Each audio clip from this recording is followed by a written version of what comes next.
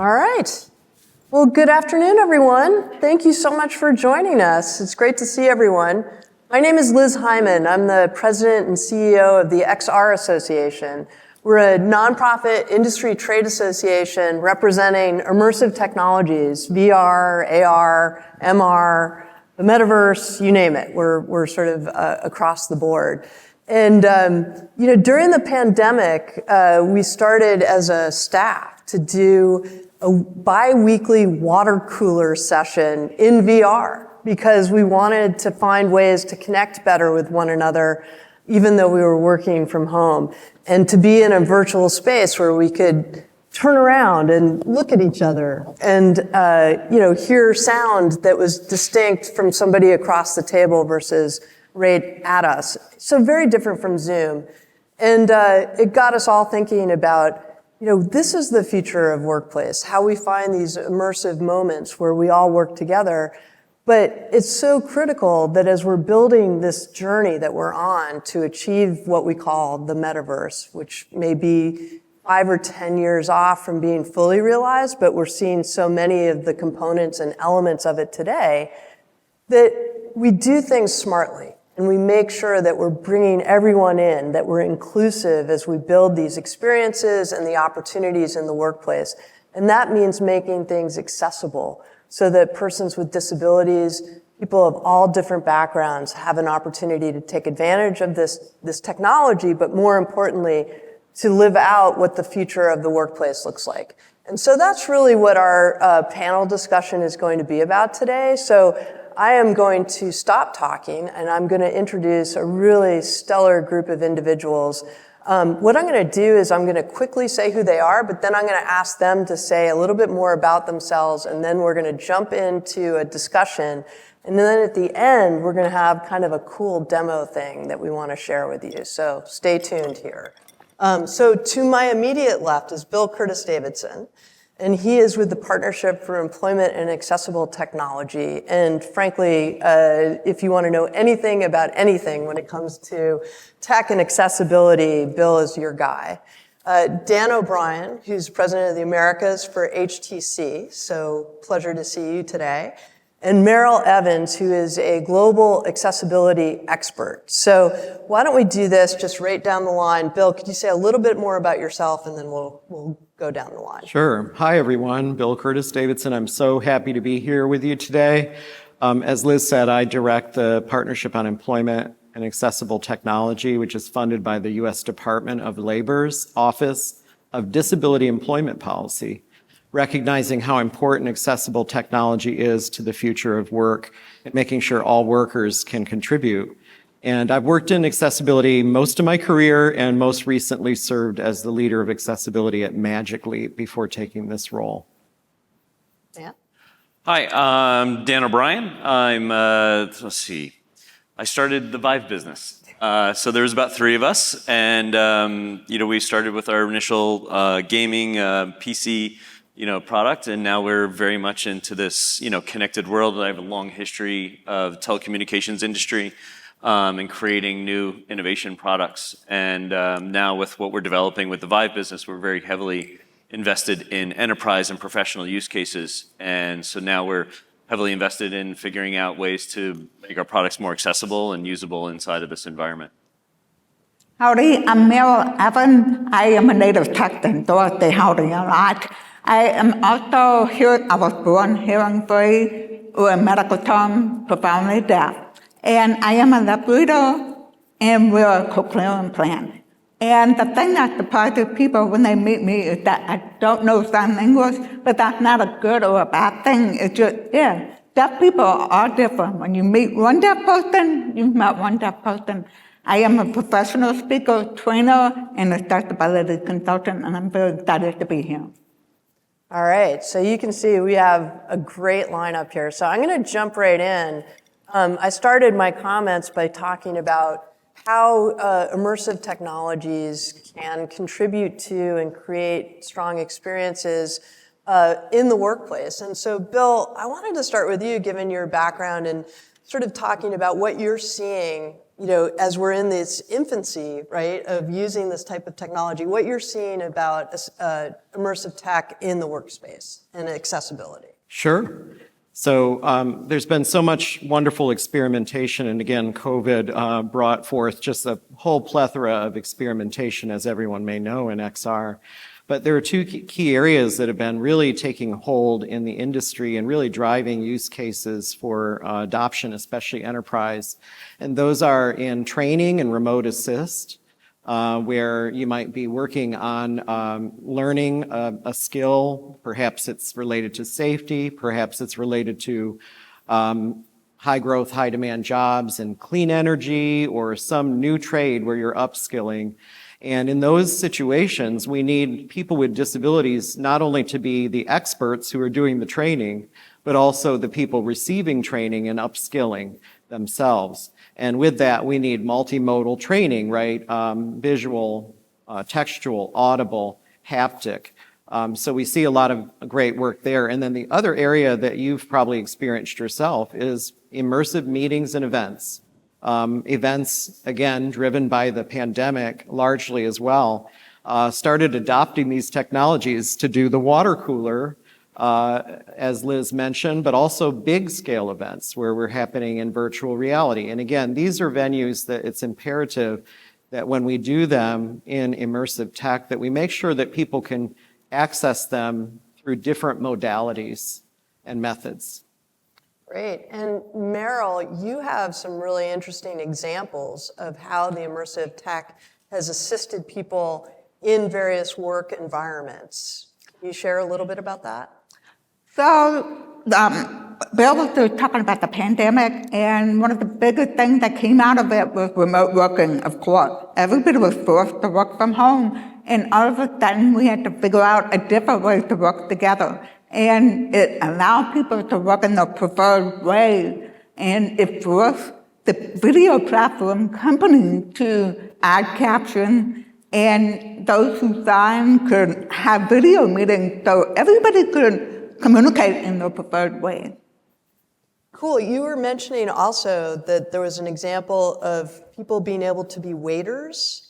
Yes, Yeah. thank you. Yeah. So in Tokyo, there are robots who are waiters at a restaurant called Dawn, and the waiters are managed by people with disabilities. They're at home. It's really cool. I mean, some of them are in a bed, they're not able to get up, and yet they can be employed this way. So it's done remotely. I believe they have a PC, and they just control it, the PC, however that works for them. And I think the next step will be VR, AR, and it'll make it easier. Which is a great segue over to Dan. So, Dan, I'm assuming that many in the audience have a general familiarity with XR, but maybe a quick refresher, but tying it together to what the heck is the metaverse? Okay. Yeah. Let's define it. Yeah. Extended XR, we just kind of call it extended reality. I look at it as a spectrum. AR, mixed reality, virtual reality. Virtual reality is essentially we have occluded the entire real space in the real world, and we have you 100% captured in a virtual space, a virtual avatar. If you're in a mixed reality environment, you're actually interacting with things around you and in your real space, right? And you're able to walk around in that space. And it's about 50-50 or 60-40, virtual to reality. And then AR is more closer to like a 80-20, reference if I was to look at it in the spectrum of interactions. So different technologies. I think what we're seeing now is newer wearable headsets that can do multiple modes, right? Of mixed reality, virtual reality, augmented reality. That is where the industry is going. And in terms of the metaverse, like we're really already dealing with it. It is the internet today, right? The products that you will be using, and we have a demo later that you can try, you'll be using things like your iPads, your computers, your Android phones, your iPhones, and then you'll also be able to use wearables, whether it's an AR glass or a mixed reality glass. But we will be able to actually use all of these different references and these different endpoints and actually interact in a digital space together. Yeah. And so, Bill, I mean, now we're starting to see even this merger of the technology and its implications for the workplace. Can you maybe tell us a little bit more about, some of the things that you're seeing, some of the venues that this is being talked about, like the XR Access Symposium, elsewhere? Sure. So xraccess.org is a community effort that Pete has been a founding member of. XRA has been a contributor to as well. It's led out of Cornell Tech in New York and includes a global membership, a group of participants around the world who are researching accessibility in XR. And so what we've seen as well is that, as Dan was just saying, all of these devices, the consistency is they're wearable. The content is placed in space, whether that's virtual space or physical built space. And we operate in our diverse bodies in context with that content. And we do that already with holding an iPad in our hand or using voice to interact with it, using the different modalities to interact with it. So that's really what we're looking at here is how does the community look at all of that, and then whether we're looking at a disability access use case or something like a hands-free operation when you're using XR for surgical training, right? There's a lot of value, and the consistent need is to have diverse people designing this, including leveraging the direct knowledge of people with disabilities. Yeah, and I might add, I mean, it's interesting to me, we talk about building things for diverse communities, and a lot of focus rightly should go to the disability community. But at any time in any of our lives, we're going to have a moment where we have a quote unquote disability, where, I can't hold two things at once. I can't, maybe I went to a concert one night and my hearing isn't so great. So really what we're talking about is building immersive spaces for humanity and making sure that everybody can contribute in the workplace. So that's sort of the starting point, right? But I've been struck recently, there are various organizations that look at these things, but the Chamber of Commerce did some work looking at opportunity populations. So who are communities out there that we are not fully including in our economy, in our social fabric, and getting the full benefit of their skills and wisdom and input. And I think that's important in this conversation as well. So I'm curious, Meryl, when you think about the disabled community and the opportunity that is out there, what are we talking about? So it's worth investing in accessibility because according to the Return on Disability report, the disability market alone is worth $13 trillion, and I mean with a T, $13 trillion per year of disposable income. Now, it's hard to envision what 13 trillion mean. I mean, that number is just so big. Basically, this market has the ability to buy every single person in the United States 13,000 boxes of cookies. So every single one of you will get 13,000 boxes of cookies if they were to buy from you. And essentially, how they researched that found that companies who hire and support people with disabilities see a 28% higher revenue and 2 times more net income. Staff turnover is 30% lower. So the reason people with disabilities are so innovative is we're so used to being excluded that we have to find workarounds, and it's that creativity that makes the difference. And finally, besides everyone uses accessibility, one of my favorite examples, of course, is that 80% of the people who use captions are not deaf or hard of hearing. I have people who tell me every day they use captions and they're not deaf. And besides, we all need accessibility at some point in our life, whether it's temporary, situational, and besides, we all have one thing in common. We're getting older. So the older we get, the more likely we're going to have disability. If your sound goes out, You can turn on the caption. So everyone can use accessibility, not just people with disability. And hence, it's important to make products born accessible. Yeah, I love the born accessible concept. Dan, I mean, you come at this not only from the headset, but also you're working with partners like Engage and all kinds of different companies. So when you look at this opportunity population concept, how does that strike your fancy? What are you guys thinking about? Well, I think, when we design, our products, we're designing them to be as open as possible, right, from the get-go. This is our latest headset, and we've designed our headsets to be easier to wear them and make them modular. We make them very open for developers and other innovators to innovate with us. We want people to actually bring their solutions in. And then we add other solutions and features into the products, whether it's eye tracking or facial tracking that will allow for better inputs. So we think about it from how do we make it more accessible for inputs? How do we make it more accessible for more users to be able to use the headsets, whether it's their vision. We do things like diopters into headsets so that people that have glasses or contacts can now actually adjust the lenses to their own vision standards. So we really think about it, from our standpoint of like, how can we make the headsets, one, more accessible in themselves, protecting privacy also. And then we also think about how do we open it up to the community, because we are not always the experts.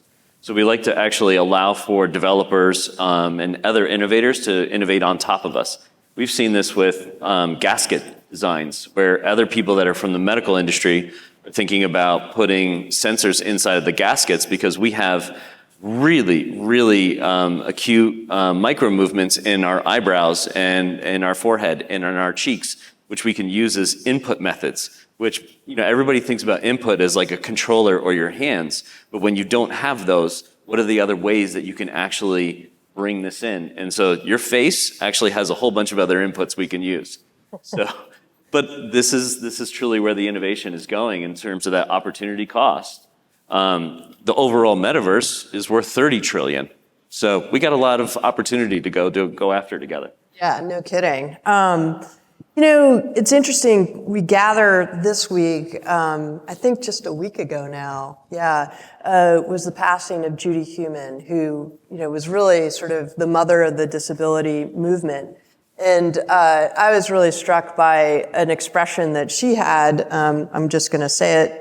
Read it so I get it right. For most of us, technology makes things easier. For a person with a disability, it makes things possible. So just to kind of drill down a little bit more about, what we're starting to see here in terms of the possibility of work for persons with disabilities, are there specific facets of the metaverse or immersive technologies that we really think, Dan, you talked about the new device, but are there, how are we employing this? How are we starting to really see this make a difference in someone's work life? I don't know, Bill, if you want to start with that. Sure, I'll add something, and then maybe Meryl as well.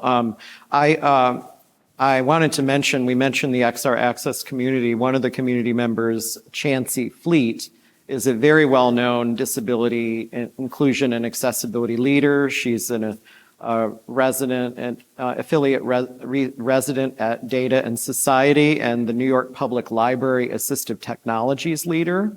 And at the first XR Access Symposium in 2019, she said something that really struck everyone, is that she already augments her reality with all of her devices.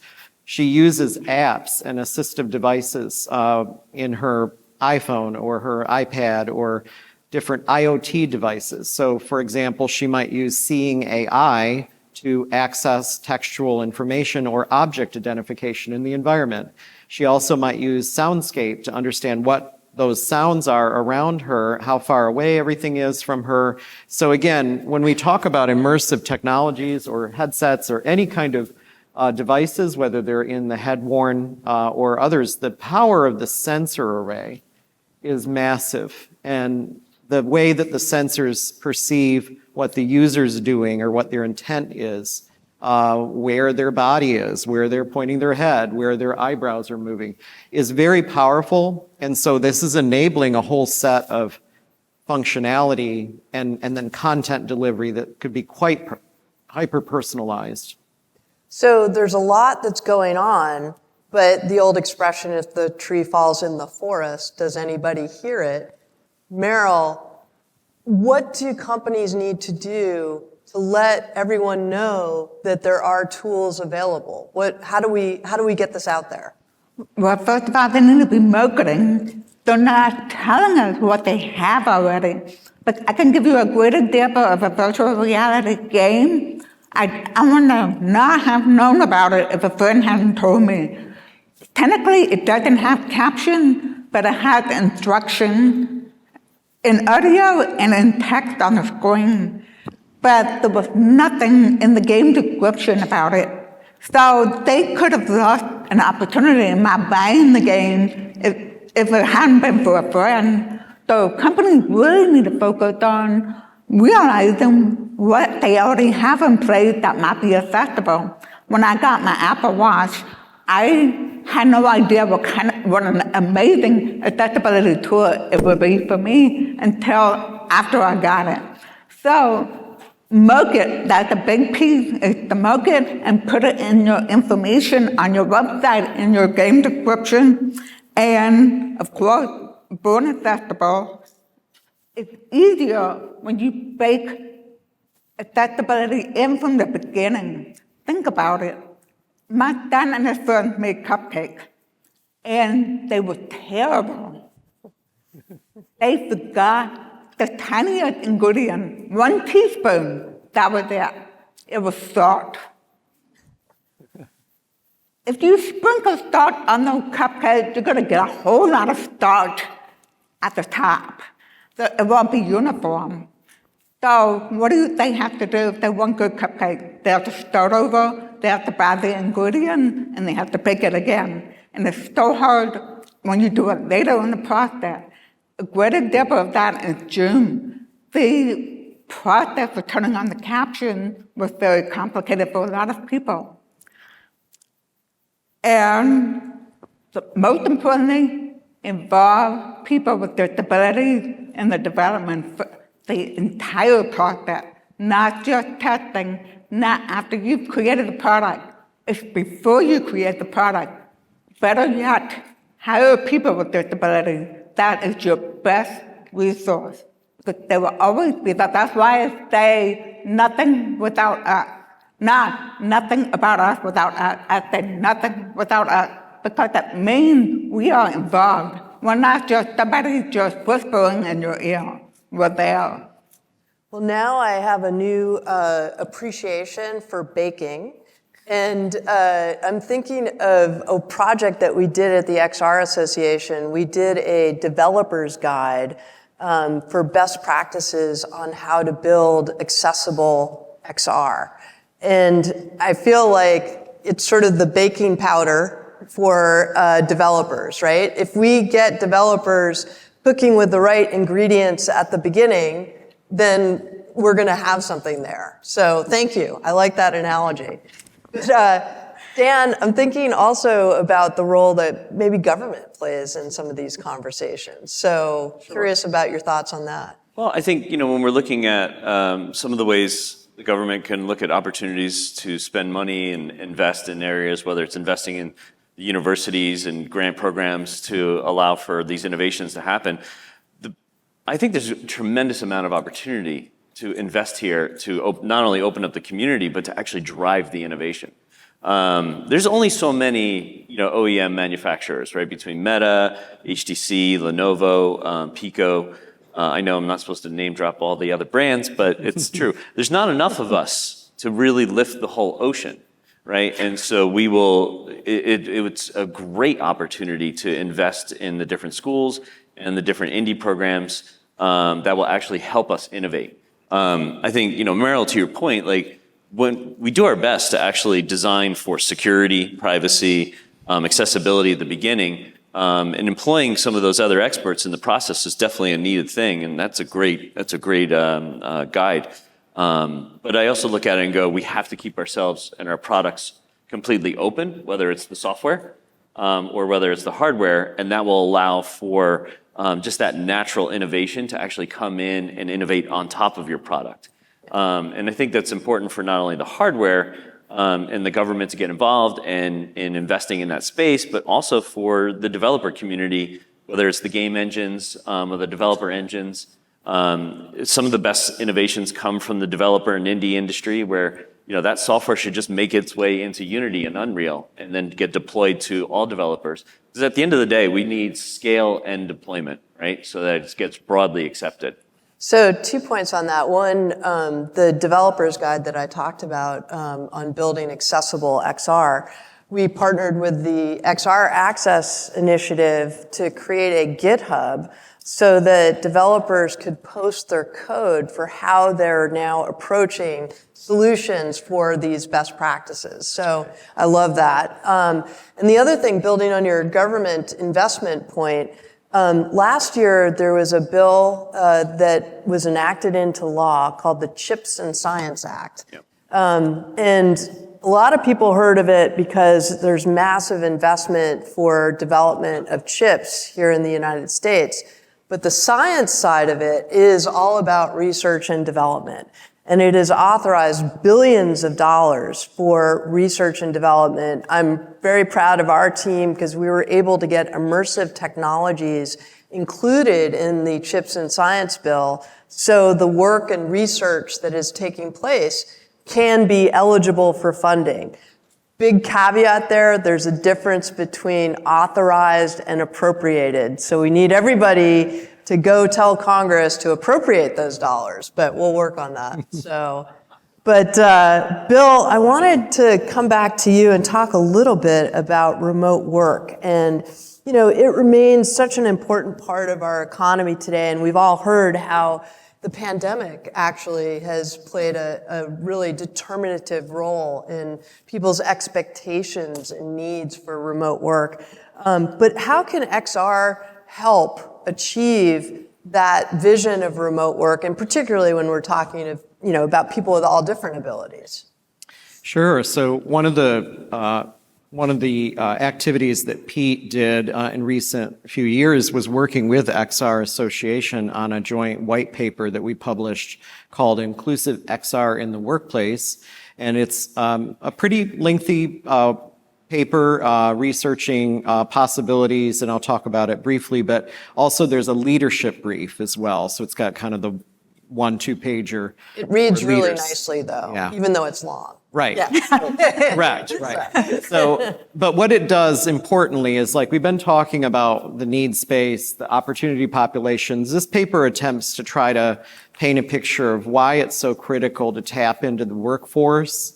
And then the common uses, the driving XR and immersive tech in high growth, high demand jobs like healthcare, manufacturing, training, et cetera. These are the dominant use cases driving the industry. We need more research, as Liz was just saying, to be done here. And also it talks about, so what if this sounds good to you? How do you make this real in your organization? So one of the things that Pete tries to do is make easy, plain language, readable material that will tell you how do you get started, right? If you're going to bake this into your organization, not just your products, right? You have to have the organization to do that. So we'll talk about ways to inclusively hire, to attach this to your accessibility program efforts. I see some accessibility program leaders in the audience. And so, and your DEI efforts, so we've got to look at all of that and then really build that culture, that inclusive culture, and realize that value, right? So if you're building those clean energy, immersive products for training, you're going to be able to, number one, employ people with disabilities not only in helping build them so they're better products, but also they can be users of the products as learners, and then also they could be experts helping train others. So we have different ways to make sure we're being inclusive in the workplace, but you have to do the work in your organizations and adapt, even if you already have programs in place. I see heads nodding in the audience. So do the work to adapt what you already have in place and build capability for dealing with this new technology. And there's some real benefits, beyond sort of this notion of remote work, safety, for example. Like you can make a workplace safer because... Right? Sure, yeah. I mean, again, if you're doing training and you're using, let's say you're looking at nuclear plant or solar panels or clean energy type work, being able to train and learn about these technologies or physical aspects of a job where there could be danger, or you might be using expensive physical equipment that you don't want to break while you're learning how to use it.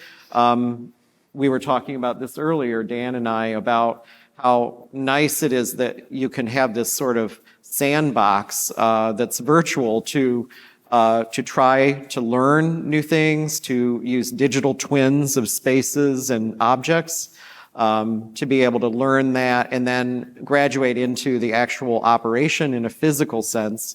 But then even when you're doing physical operation, you could have remote assistance and have the instructions in situ, right, in the same place where you're actually physically working. So all of this, there's a lot of value when we design it for flexibility, knowing that the people involved in any of the roles could be a person with a disability, a situational restriction, or just simply because of the use case, like operating on a patient, may not have their hands free, right? So it's just important. It's very critical. Yeah. I mean, just some hard stats of what we've learned and what we already know from white papers. Training and simulation, whether it's surgical training or process training inside of a business environment, the trainees will get through the subject matter 400% faster.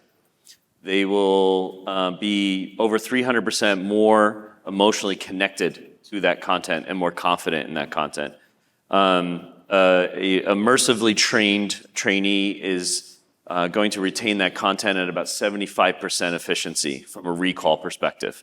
When you read, it's about 10%. And when from a lecture, it's about 5%. So we're not super efficient in the lecture, whereas in immersive and kinesthetic learning styles and different kind of inbound, of information, you will actually be able to recall it, make it more useful. And, you really can actually diversify where your teachers are and who your teachers are and how they can add value into that environment. Super critical, and the data's real. Yeah. Doctors are making 6 times fewer errors in the operating room. That's a faster patient recovery and less lawsuits. Yeah. we were all laughing. I'm a recovering lawyer, so I don't do those lawsuits. So, Meryl, you, I think, have been focused also on the benefits of this, the way it helps in efficiency, in time saving. Sometimes people who have neurodiverse individuals or any other type of disability, it may take them longer to do something in, a situation like in front of somebody doing it in quote unquote real time. But in immersive technology, that makes it a little bit different, doesn't it? Yes.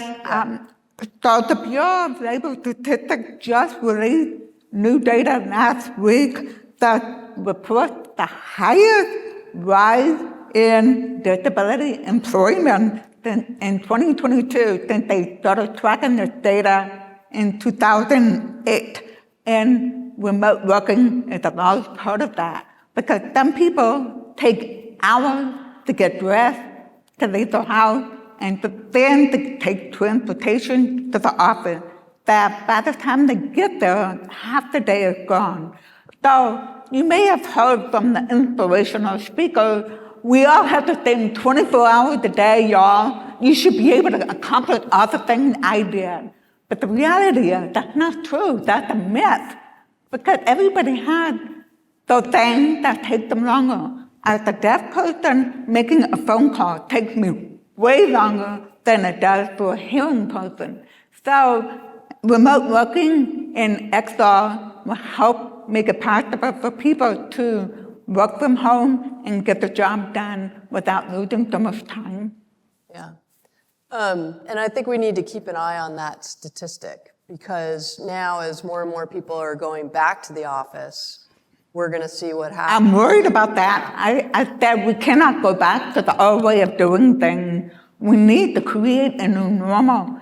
And companies, I was hoping the pandemic was actually the trigger that will help companies realize remote working can and does work. I've been doing it since 2005.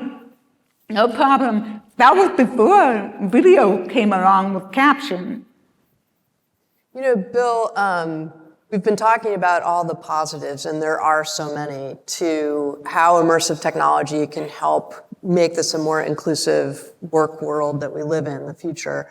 But there's some challenges out there. And I guess putting your Pete hat on, can you share with us sort of how, the government's thinking about some of the challenges and what we need to do about them? Yeah, so a lot of what Pete has done over the years is really looking at what practices are being employed in accessible technology development, but also the buyers of the technology who are employing people, right? And we want them to be able to employ people with disabilities with technology as an enabler. It's really a part of all of our jobs, as you know. And so what we've been working on over the years, includes everything from procurement, developing to standards, having practices for inclusive hiring so that people with disabilities are a part of the workplace.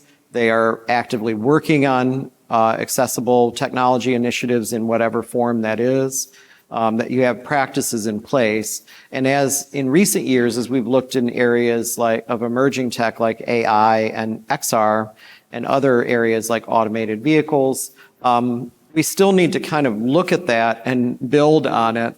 And one resource that was really valuable recently, the government did a lot of work in looking at the telework and hybrid work models that we've just been talking about, so essential.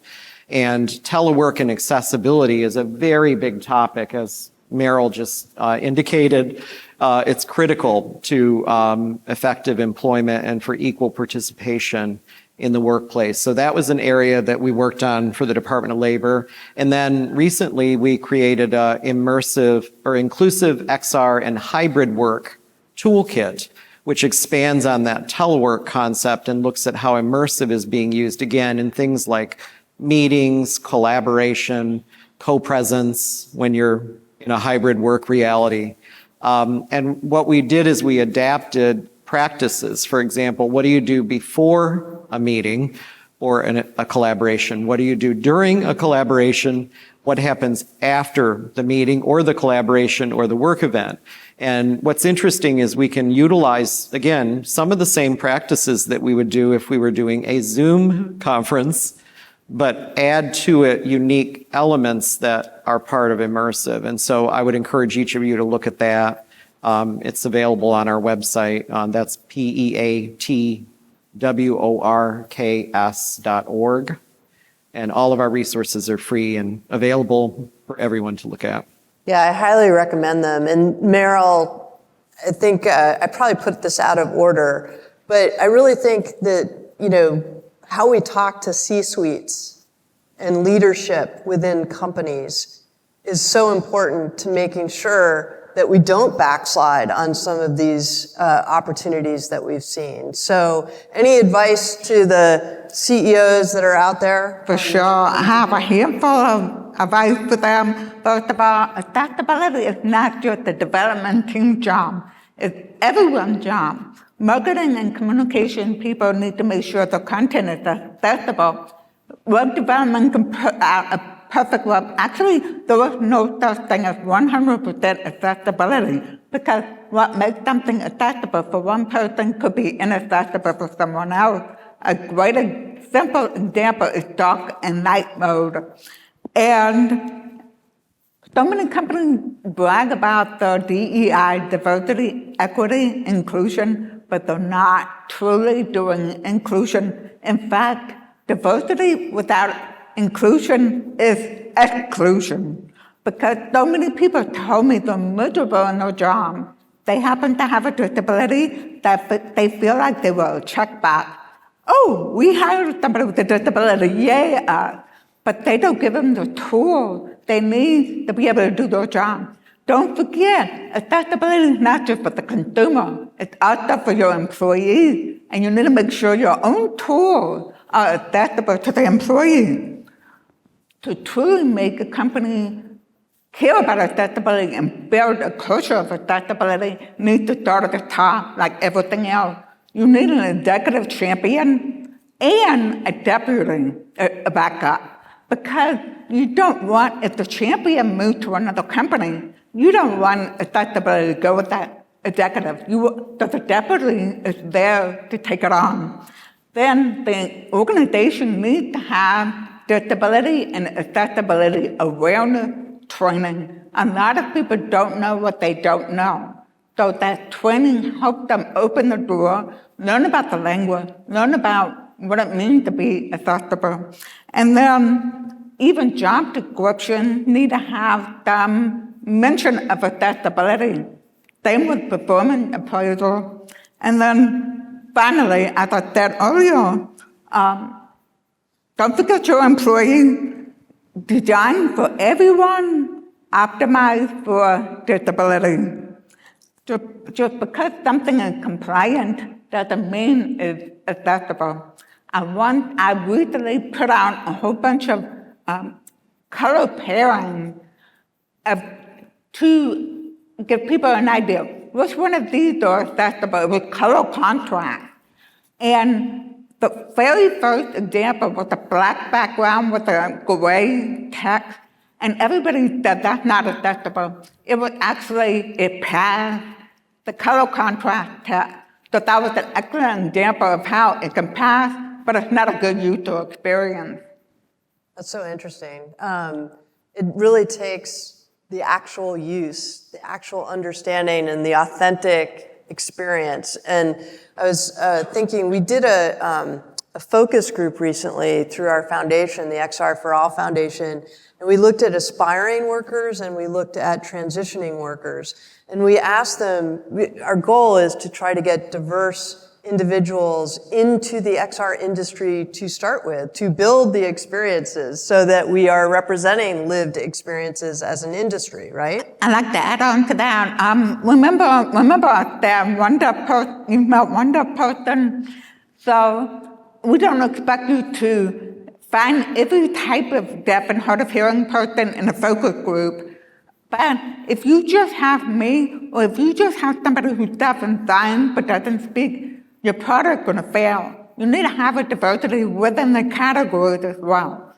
So usually about 5 to 7 people will do the trick. Yeah, interesting. And what I was going to add is when we asked them about diversity, equity, and inclusion, no one bought into the DEI program. They didn't think that was really very important to them and an attraction to want to work for a particular company. But when you talked about how diversity, equity, and inclusion, what it means for the type of work that you're engaged in, the output that you can create, that was of interest. And so I think, what we're talking about is creating work platforms where all of this can be realized, where it's really authentic and not just a program, quote unquote. I have one piece of final advice. A lot of people feel overwhelmed when they're trying to get started with accessibility. And I must say, just remember progress over perfection. Just get started. It doesn't have to be perfect. Just take that first step. Sometimes progress will go backwards, but the key is to keep at it. Yeah, Dan? Well, I was just going to say, I think, the positive standpoint and talking to the CEOs and thinking about what is the future of work and are we all going to go back to old methods and old ways? I don't think so. From what we've seen and the things that we're seeing with scaled deployments inside of these large scale, like coming out of the proof of concept and pilot programs, going into actual scale deployment. And, 50 plus thousand headsets, 100 plus thousand headsets. The accessibility features and functionality is now a mandatory part of all those RFPs.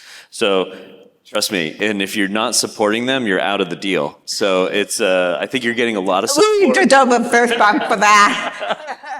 But I think, no, but it's important. And now when we're sitting down with like the chief innovation officer of a major, Fortune 50 company, a member of, the accessibility team is in there to do the evaluation on those products. So I think there's a great bit of the existing pieces of what's good for the market and what's good for the community is making its way now into the immersive technology space. So that's great.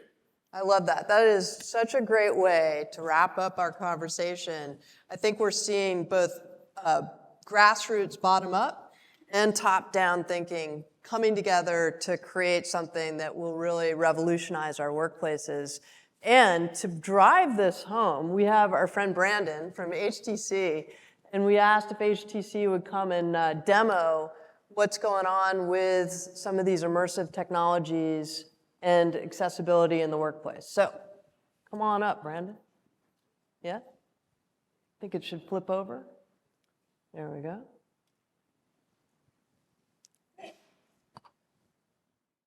So this is an experience with an application called Orama, which is a surgical training application. And what we show in this one, this is the latest Vive headset, the XR Elite, which can be used as just a simple wearable glasses. We have another member of our team in Seattle, which will be in the same space as this person. We've done this demo where we've had people in Greece, Austria, Florida, and Seattle, all in the same surgery and in the same surgical room. And you can also have an application where you have it working with an iPad, a Magic Leap AR glasses, an Oculus product, as well as an HTC Vive product. So it really kind of like drives the point home that you can actually do these different applications across hardware and across regions and geography. And you can actually bring the different expertises into the environment. Here, he's doing an actual surgery on a knee surgery. I think, Meryl, your husband recently had a knee surgery, so I was thinking this was most appropriate.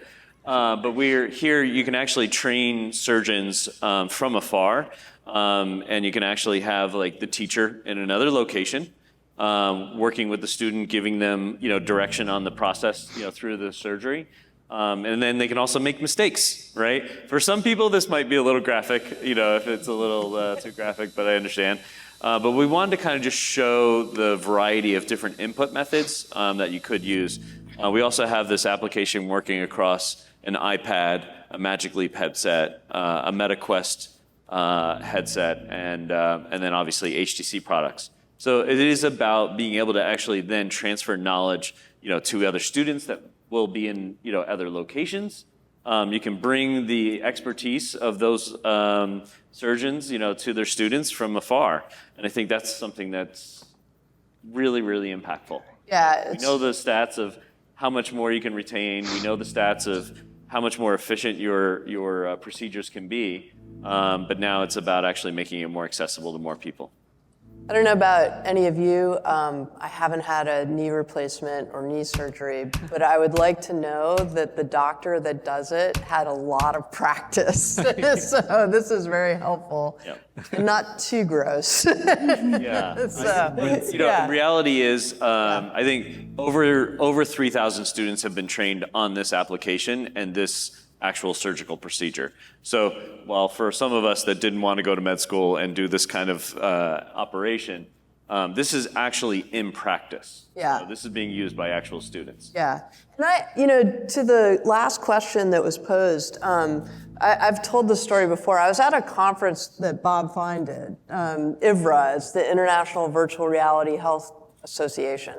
And there was this wonderful story about the Nevada Public Library System has partnered with some developers in XR, and this one in particular called Lifelike. And they created, Lifelike did, a training module, sort of like this, to teach someone how to deliver dialysis, right? But if you're living in a remote area, it's hard to get a hold of that type of training module. And by the way, the module allows you then to take a test or a certification by the correct certifying body, oftentimes what you see in community colleges, right? So this woman who lived in rural Nevada on a Native American area got her headset from the library that was preloaded with this training module. She was able to learn how to deliver dialysis. She got certified, and she is now doing that for an underserved population because of this partnership with the Nevada Public Library System. So if there's a will, there's a way. We now have this amazing technology that allows somebody to learn this. So that's pretty cool. All right, well, I think that concludes our panel for today. And we want to thank everyone. I think if people are interested, Brandon, are you able to let them try out the device? Yeah, anybody wants to try it, please come up and there's other applications. You don't have to do nurse. Yeah. So, well, big thank you to our panelists today. This was great. Thank you, guys.